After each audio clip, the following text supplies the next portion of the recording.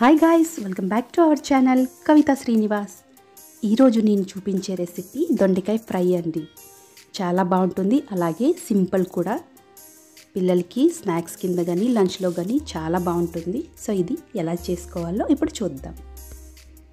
ముందుగా ఒక బౌల్ తీసుకొని ఇలా చిన్నగా కట్ చేసుకున్న దొండకాయని యాడ్ చేసేసుకోవాలండి. 1/2 కిలో తీసుకున్నాను. ఈ 1/2 కిలో దొండకాయలకి 5 టేబుల్ స్పూన్ శనగపిండి వేసుకోవాలి. అలాగే 3 టేబుల్ స్పూన్ కార్న్ఫ్లవర్ వేసుకోవాలండి. కార్న్ఫ్లవర్ వేసుకుంటే క్రిస్పీగా వస్తుంది. ఇప్పుడు 1/2 టీ స్పూన్ పసుపు, అలాగే 1 టేబుల్ స్పూన్ కారం పొడి వేసుకోవాలి. 1/2 టీ స్పూన్ జీలకర్ర పొడి అండి. వేయించుకున్న జీలకర్ర పొడి వేసుకుంటే టేస్ట్ చాలా బాగుంటుంది. అలాగే 1/2 టీ స్పూన్ ధనియాల పొడి వేసుకోవాలి.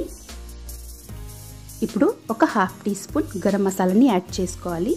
అలాగే సాల్ట్ కూడా యాడ్ చేసేసుకోవాలండి మన టేస్ట్ తగ్గట్టుగా.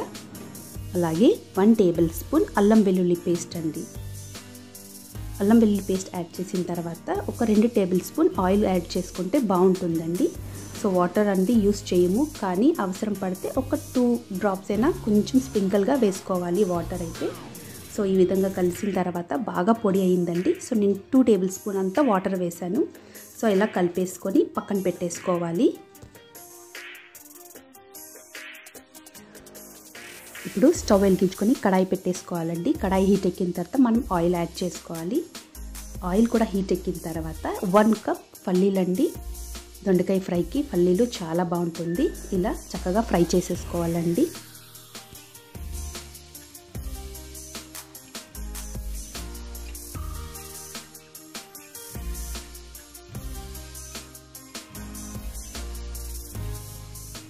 పల్లీలు చక్కగా ఫ్రై అయిపోయిందండి. తీసి పక్కన పెట్టేసుకోవాలి.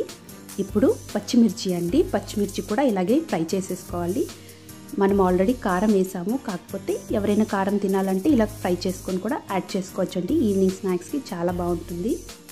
సో చక్కగా ఫ్రై అయిపోయిన తర్వాత దాన్ని కూడా పక్కన పెట్టేసుకొని ఇప్పుడు కర్రీ లీవ్స్ అండి, కరివేపాకు కూడా ఇదే విధంగా ఫ్రై చేసుకొని పక్కన పెట్టేసుకోవాలి.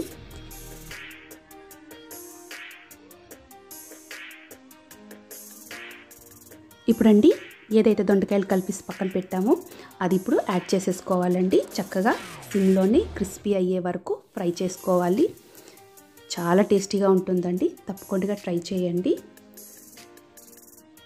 సిమ్లో పెట్టుకుంటే ఆ దొండకాయ పచ్చిగా ఉంటుంది కదండి, అది చక్కగా వేగిపోతుందండి. సో సిమ్లో పెట్టుకొని ఇలా ఫ్రై చేసేసుకోవాలి.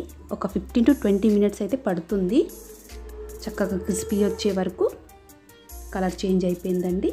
ఇప్పుడు తీసి పక్కన పెట్టేసుకొని సో సెకండ్ ట్రిప్ కూడా వేసేసుకోవాలండి.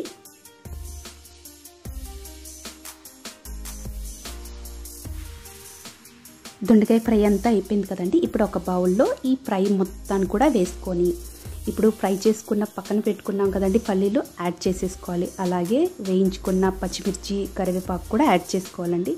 సో ఇలానే చాలా బాగుంటుంది, కానీ ఇక్కడ నేను 1/2 టీ స్పూన్ చాట్ మసాలాని యాడ్ చేశానండి. టేస్ట్ ఇంకా బాగుంటుందని.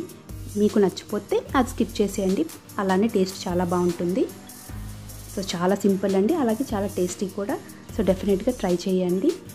సో నేను చూపించే ఈ రెసిపీ మీకు ఎలా అనిపించిందో నాకు కమెంట్ చేయడం మాత్రం మర్చిపోదండి. Thanks for watching.